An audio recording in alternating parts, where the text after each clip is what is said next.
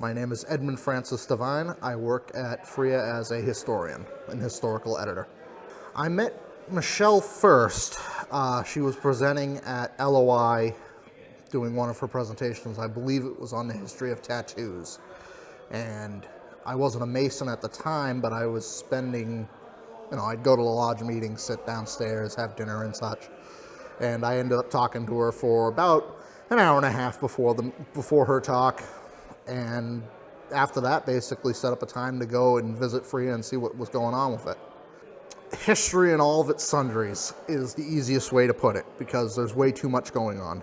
History, yeah. History is probably the best aspect. I've dipped my toe into a couple other fields there, linguistics and such, but it's just, especially with working with Bob's stuff, it's easier just to focus on one topic. The fact that most of our human history is probably, so easily you can probably put it back about 4,000 or 5,000 years earlier than it should be in the current thesis on human history. The ancient Egyptian society and such, they never built the pyramids. They were the people that inherited the pyramids and inherited those areas from their forebears before them. It really just goes to show that just because you don't have an archaeological history of something does not mean it did not happen. It just means that either all the pieces were reused by following civilizations or they were destroyed. But that does not mean that history before then just did not happen or exist. Well, the thing is that every time I read more things from Bob, I keep going, this guy's probably talking out of his ass. And then you go through it and you discover that he actually isn't, and everything is backed up by not only his own research, but by other forms of research that were done by other different authors for decades, centuries, and correspond with the earliest first-hand accounts that we can find that are still written from that time period. I mean, I'm in the boat Michelle is. I'm still trying to disprove him and failing miserably.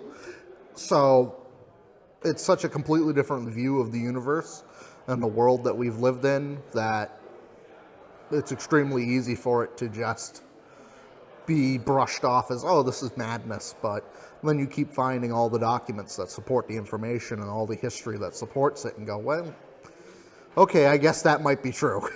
Well, the way I understand it, the primary goal that we're trying to do is upend the current system of historical and virtually every scientific discipline, honestly.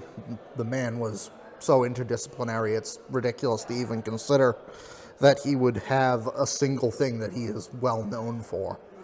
But I believe that the primary goal for us is to change how we view the world and how history has been viewed, and have a greater impact and a greater influence on that than the current consensus reality.